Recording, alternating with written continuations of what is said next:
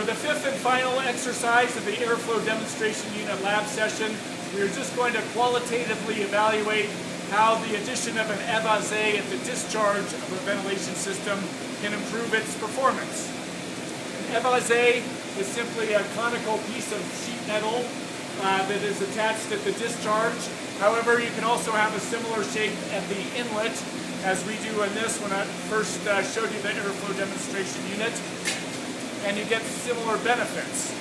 So we have the same setup we did previously. We have one manometer connected to the pitot tube to look at the centerline velocity pressure.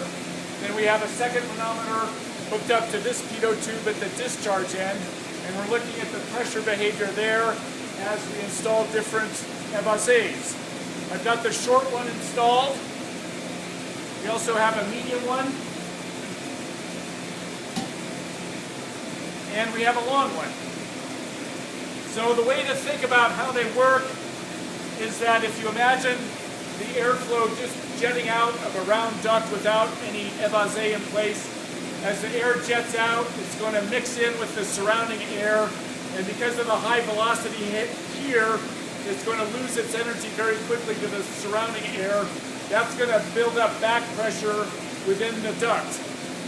With an Evasee in place, we prevent the mixing of our air in our ventilation system to the surrounding air until it's had a chance to expand. The cross-sectional area has expanded, therefore the air velocity has slowed down to keep with the continuity equation, and by the time it does mix with the surrounding air, its velocity is much lower and we don't lose as much energy, we don't get as much back pressure building up. So there are 4 points to record here.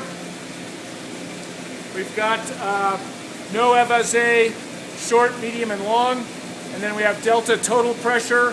So that decreases. The way to interpret that is that we're building up less back pressure sensed at the discharge end there, and conversely our centerline velocity pressure is increasing with each Evasee.